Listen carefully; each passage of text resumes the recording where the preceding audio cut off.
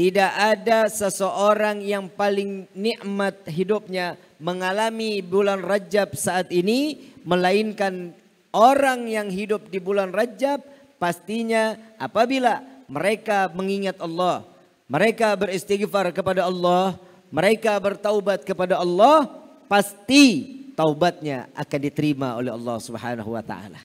Zulaiha cinta mati kepada Nabi Allah Yusuf alaihissalatu wassalam. Saking cintanya, saat dimana seorang yang tampan dia kagumi, ditunjukkan kepada khalayak banyak, saat melintas sampai perempuan sampai menyayat jarinya, nggak tahu kalau jarinya yang teriris. Saking tampannya Nabi Allah Yusuf alaihissalatu wassalam, nggak jauh beda sama Habib Rifki.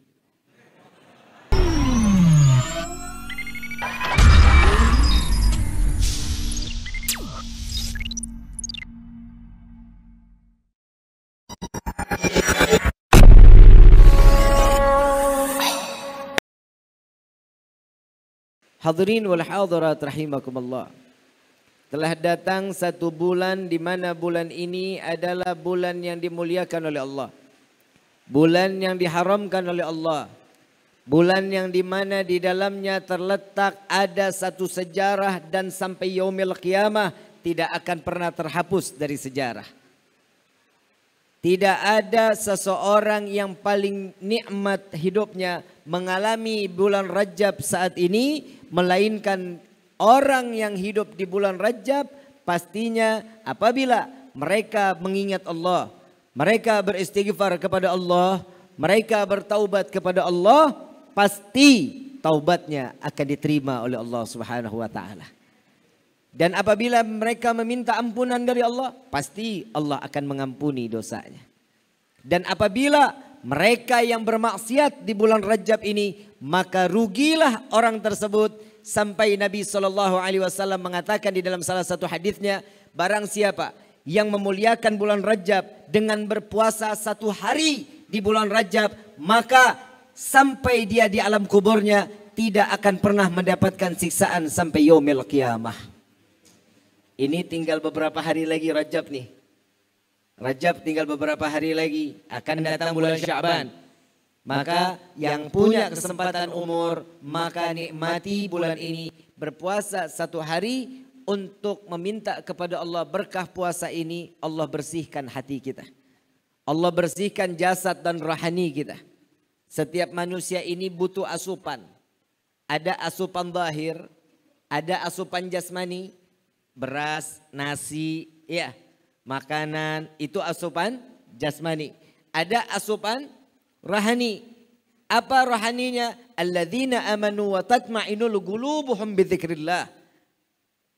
Sesungguhnya setiap manusia itu wajib dengar, simak dan mengingat Allah.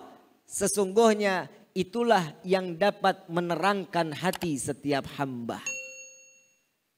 Ketakwaan bukan dilihat dari seberapa bagus pakaiannya. Ketakwaan bukan yang dilihat dari seberapa besar atau berapa tampannya orang tersebut. Tidak yang dilihat dari seberapa cantiknya wanita tersebut. Tidak. Nabi SAW mengatakan at-taqwa hahuna. Takwa ini adanya di sini. Di dalam hati. Bagaimana bisa takwa yang diterima oleh Allah sebagai hamba yang dijadikan hamba yang bertakwa kepada Allah. Jika hatinya tidak baik, maka ketakwaan tidak akan tertempel kepada hamba Allah. Perubahan di dalam kehidupan, baik buruk seseorang di dalam kehidupan tergantung dari hatinya. Nabi sudah memberikan satu peringatan, jelas Nabi memberikan peringatan. Jaga perut kalian. Kenapa yang dijaga perutnya? Karena sesuatu yang kita makan halal atau haramnya, apabila yang masuk yang haram, pastinya akan dicerna oleh perut kita. Setelah dicerna, darah akan mengalir dan menyebar ke seluruh tubuh. Dan di sini letak di mana yang haram akan terkunci menjadi darah yang digumpalan di dalamnya terdapat hati.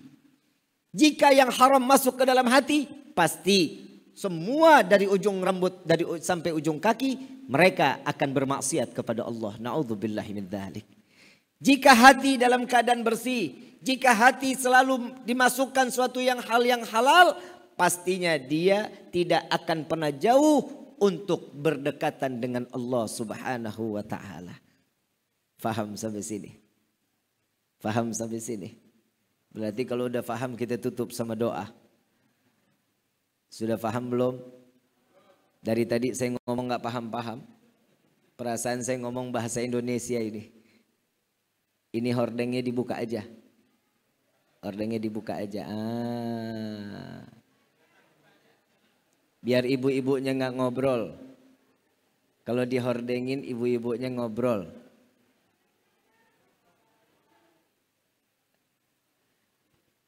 Dalam peristiwa Isra wal Mi'raj Nabi Muhammad SAW ada beberapa bagian yang membuat satu contoh kepada setiap hamba, tidak ada kebahagiaan melainkan Allah yang pasti membuat kita bahagia. Bapak punya suami, Pak. Bapak punya suami sampai Bapak punya istri, Pak. Punya istri. Yang nggak punya diem. Bapak punya istri. Bapak kalau boleh dibilang punya istri bahagia nggak? Bohong. Tapi kalau udah datang ngomongin duit mah kebahagiaan hilang, Bib. Hidup itu kan tergantung bagaimana sampingnya. Kalau yang di samping baik, suami baik. Kalau yang di sampingnya buruk, suami buruk. Kenapa bisa begitu?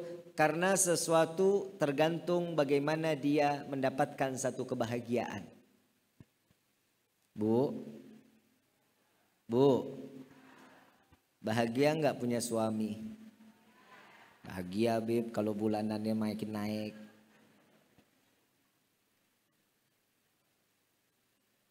Nabi SAW udah memberikan contoh kepada hamba. Saat dimana peristiwa Isra wal Mi'raj, di dalam tahun tersebut ada dua kejadian di mana Nabi SAW mendapatkan satu kesedihan. Hilangnya seorang istri yang ia cintai.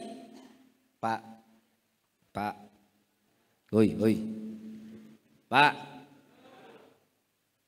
cinta nggak sama ibu?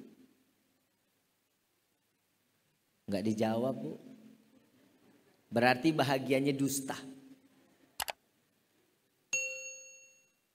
Kalau kita kehilangan istri, repot cari penggantinya. Betul, Pak? Laki-laki kalau udah biasa hidup berdua, nggak bisa bakal sendiri lama-lama. Yang namanya suami pernah punya istri, terus dia berpisah. Terus dia bilang saya cinta mati, saya akan jaga pernikahan ini sampai mati. Bohong. Kalau perempuan mungkin. Kalau perempuan itu tipenya setia. Lu jujur. Karena setiap wanita itu jika cinta dengan seseorang, lakinya atau suaminya, pasti akan disandra cintanya. Sok tahu lo, Bib, lo. Saya mau tanya, pernah dengar kisah Yusuf dan Zulaiha enggak? Pernah dengar? Zulaiha cinta mati kepada Nabi Allah Yusuf alaihissalatu wassalam. Saking cintanya, saat dimana seorang yang tampan, dia kagumi, ditunjukkan kepada khalayak banyak. Saat melintas sampai perempuan, sampai menyayat jarinya, nggak tahu kalau jarinya yang teriris. Saking tampannya Nabi Allah Yusuf alaihissalatu wassalam. Gak jauh beda sama Habib Rifki. Lah kenapa sih emang? Yang bilang tampan kan saya sendiri. Kalau saya bilang saya jelek, fitnah.